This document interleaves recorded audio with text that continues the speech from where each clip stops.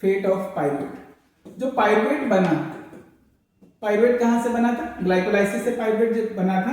तो इसका फेट क्या है? अगर मैं पाइरुवेट की बात करें तो देखो बेटा, पाइरुवेट, ये जो पाइरुवेट है ना, तो पाइरुवेट में अगर ऑक्सीजन मिल गया या ऑक्सीजन की प्रेजेंस है, या फिर हो सकता है कि ऑक्सीजन ना हो।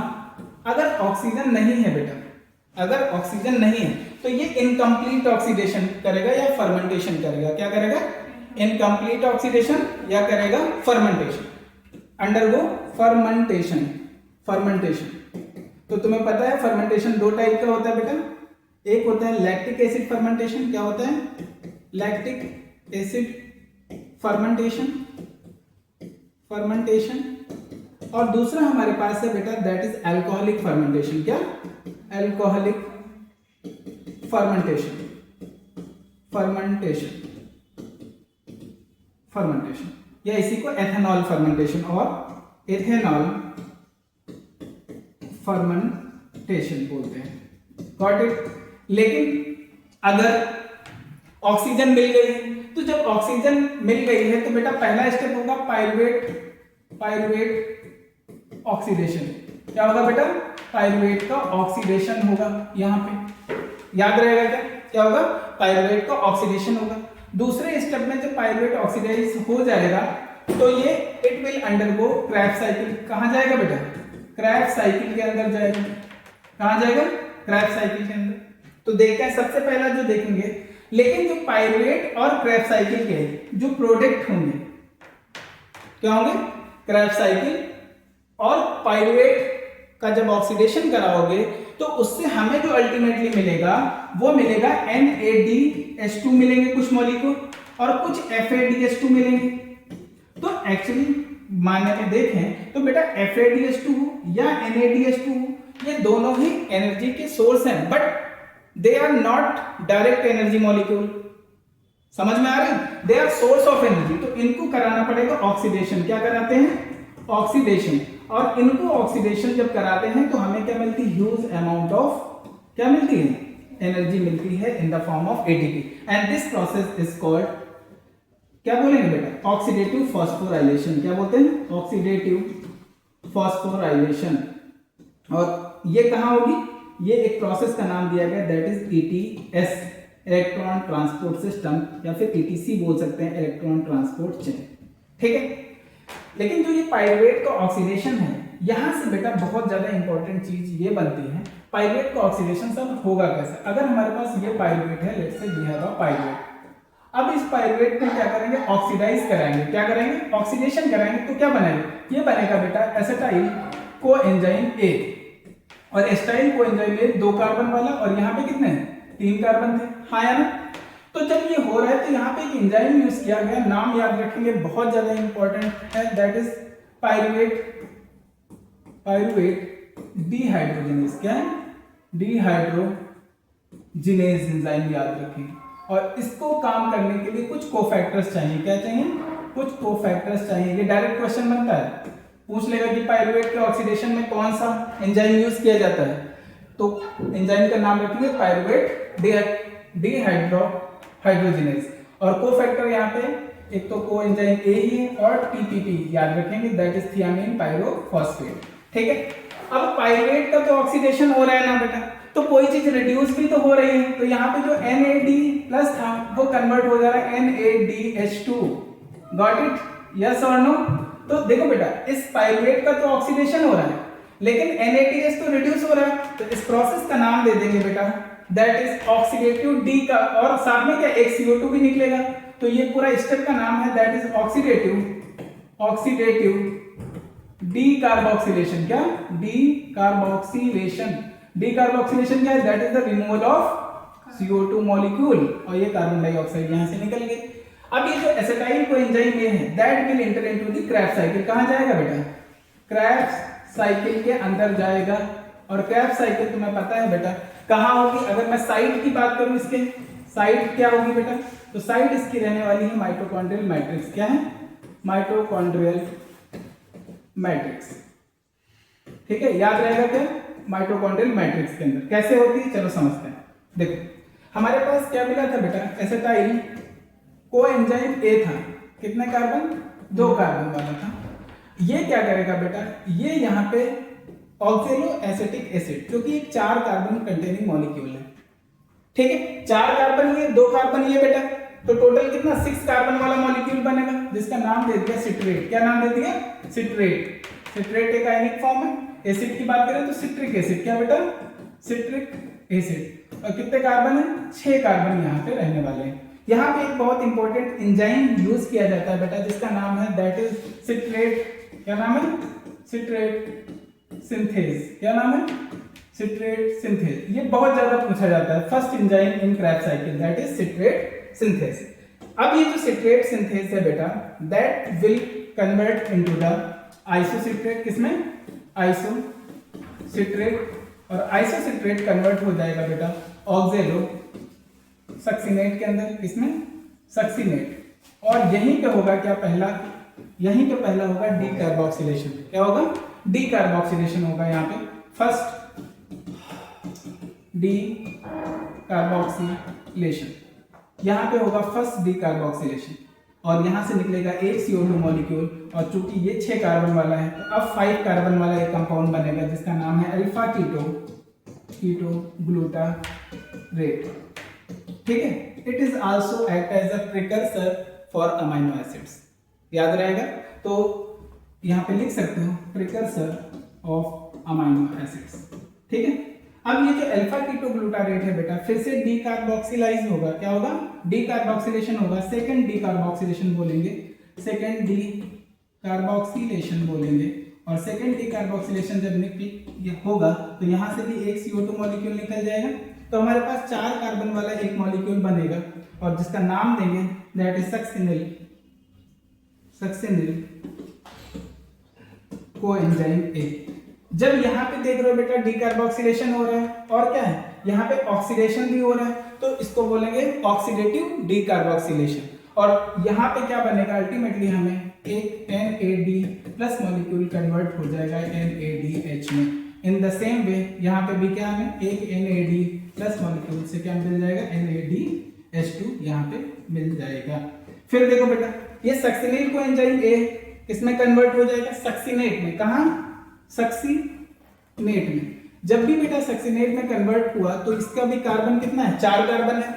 अगर 4 कार्बन है तो यहाँ पे जो ये हायर एनर्जी कंपाउंड है, ये अपनी लोअर फॉर्म में कन्वर्ट हो रहा है, तो यहाँ पे सबस्ट्रेट लेवल फॉस्फोराइलेशन होगा, तो यहाँ पे एक मॉलिक्यूल ऑफ GTP जो अल्टीमेटली कन्वर्ट हो जाएगा ATP के अंदर कन्वर्ट हो जाएगा, ठीक है। अब ये जो सक्सिनेट है, ये सक्सिनेट कन्वर्ट हो जाएगा किसमें, फ्यूमरेट के अंदर। कहाँ, फ्यूमरेट के अंदर। और यहाँ पे जो सबसे इंपॉर्टेंट चीज होने वाली है बेटा, यहाँ पे एक बहुत इंपॉर्टेंट एंजाइम यूज होता है जिसका नाम दे रखा है दैट इज सक्सिनेट डिहाइड्रोजनेज। क्या नाम है, सक्सिनेट डिहाइड्रोजिनेज। ये एंजाइम बहुत यूनिक है क्योंकि it is also called complex 2 in ETS। क्या बोलते हैं, कॉम्प्लेक्स 2 ETS के अंदर यूज करेंगे। एक क्वेश्चन आता है कि इफ मतलब all the enzymes that present in mitochondrial matrix that used during the Krebs cycle except, तो एक्सेप्ट कौन सा बेटा, सक्सिनेट डिहाइड्रोजिनेज। इसकी जो लोकेशन क्या होने वाली है, लोकेशन ये कहाँ प्रेजेंट होता है, that is inner mitochondrial membrane. और इसका अगर हम बात करें बेटा, बायोमोलिक्यूल्स पढ़ा है तो वहां पे इसका जो इनहिबिटर है जिसका नाम है दैट इज मैलोनेट। क्या नाम है, मैलोनेट। ये सारे क्वेश्चंस हैं जो डायरेक्टली पूछे जाते हैं। फिर फ्यूमरेट, चूंकि यहाँ पे 4 कार्बन है और यहाँ पे बनता है एक FAD प्लस कन्वर्ट हो जाता है FADH2 के अंदर, ठीक है। एंड फ्यूमरेट कन्वर्ट होगा that should be the malate, और मैलेट भी 4 कार्बन वाला है, और मैलेट अल्टीमेटली कन्वर्ट हो जाता है ऑक्सैलो एसिटिक एसिड में, और यहाँ से भी हमें एक NADH2 मॉलिक्यूल मिलता है फ्रॉम NAD प्लस, ठीक है। तो अगर मैं बात करूं, इन जनरल बात करूं, तो मैं ये कहूंगा एक साइकिल फ्रॉम वन साइकिल, एक साइकिल अगर मैं चलाऊं क्रैब साइकिल, तो एक क्रैब साइकिल से क्या क्या हमें मिलता है, तो देखते हैं बेटा। नंबर ऑफ CO2 की बात करें तो CO2 यहाँ पे मिलते हैं 2, ठीक है। एटीपी या जीटीपी की बात करें या सबस्ट्रेट लेवल फॉस्फोराइलेशन वाली एटीपी या जीटीपी की बात करें तो 1 मिलने वाला है। FADH2 की बात करें, FADH2 की बात करें तो हमें कितना मिला 1। लेकिन अगर हम NADH की बात करें या NADH की बात करें तो हमें मिले कितने 3। तो ये आपको याद रखना है और ये सारे स्टेप्स भी याद रखने हैं, ठीक है।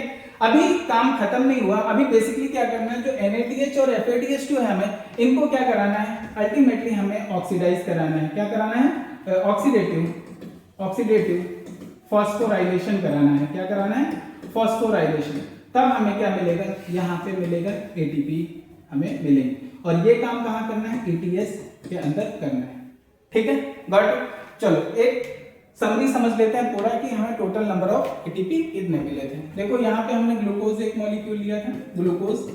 अब ग्लूकोज के पास 6 कार्बन थे, हमने ग्लूकोज को कन्वर्ट कराया था बेटा, सिंपल सी बात है, ग्लाइकोलाइसिस के थ्रू पायरुवेट के अंदर, पायरुवेट जो कि 3 कार्बन वाला था। यहाँ से हमें क्या क्या मिला था, पहले मैं देख लेता हूँ। पायरुवेट को कन्वर्ट कराया था हमने एसिटाइल कोएंजाइम ए के अंदर बेटा, और एसिटाइल कोएंजाइम ए से अल्टीमेटली हमने CO2 निकाले थे। क्या निकाले थे, CO2। तो ये 2 कार्बन और ये कितने हमारे पास 4 CO2 यहाँ पे निकले, क्योंकि यहाँ पे 2 मॉलिक्यूल है और यहाँ पे कितने 2 मॉलिक्यूल है और एक ग्लूकोज मॉलिक्यूल कंसीडर किया था यहाँ पे। देखो लुक एट इट, यहाँ पे बात करें, जब ग्लाइकोलाइसिस कराई तो हमें 2 ATP मिला था यहाँ पे बेटा। नेट की बात करेंगे अब, 2 ATP और हमें क्या मिला था, और हमें मिला था 2 NADH मिला था बेटा, याद करो। और जब पायरुवेट का जब तुमने ऑक्सीडेशन कराया था तो यहाँ पे हमें जो नेट गेन मिला था 2 NADH मिला था along with 2 ATP 2 CO2 sorry 2 CO2 किससे, एक ग्लूकोज मॉलिक्यूल से हम बात करें। जब एसिटाइल कोएंजाइम ए को जब तुमने क्रैब्स साइकिल के अंदर ऑक्सीडाइज कराया था तो टोटल हमें मिला था 6 NADH मिला था फ्रॉम 2 एसिटाइल कोएंजाइम ए से, 2 FADH2 मिला था बेटा, FADH2 मिला था और 2 GTP मिलेंगे। क्या, 2 GTP जो कि 2 ATP के इक्विवेलेंट है। along with this 4 CO2 molecule हमें यहाँ पे देखने को मिले थे। लेकिन अगर टोटल प्रोडक्शन ऑफ ATP की बात करें तो ये NADH, ये NADH, ये NADH और ये FADH2 को लेके जाना पड़ेगा कहाँ, ETS के अंदर। तो ETS में इन सबको क्या कराएंगे, ऑक्सीडाइज कराएंगे। तो क्या कराएंगे, ऑक्सीडाइज कराएंगे इसको इन ETS, या इसी को बोलेंगे दैट इज ऑक्सीडेटिव फॉस्फोराइलेशन, ठीक है। तो टोटल कितने 6 NADH, तो हमें ये वाले मिल गए, देखो 6 2 8 एंड 2 10, कितने, दैट इज 4 NADH और जोड़ेंगे तो हमारे पास टोटल कितना है 10 NADH मिला बेटा, NADH और 2 FADH2, ठीक है। हमें पता है 1 NADH is equal to 3 ATP in general according to NCERT। एक FADH2 से हमें क्या मिलने वाला है, 2 ATP मिलता है, तो हम मल्टीप्लाई कर देंगे बेटा, इधर 3 से और इधर 2 से, तो कितना मिलेगा 30 ATP यहाँ से मिला NADH आफ्टर ऑक्सीडेटिव फॉस्फोराइलेशन के बाद, और यहाँ पे कितना 2 FADH2 मतलब दैट इज 4 ATP ये वाले, ठीक है बेटा। तो हमारे पास 34 ATP तो ये वाले हो गए, ठीक है, ऑक्सीडेटिव फॉस्फोराइलेशन से।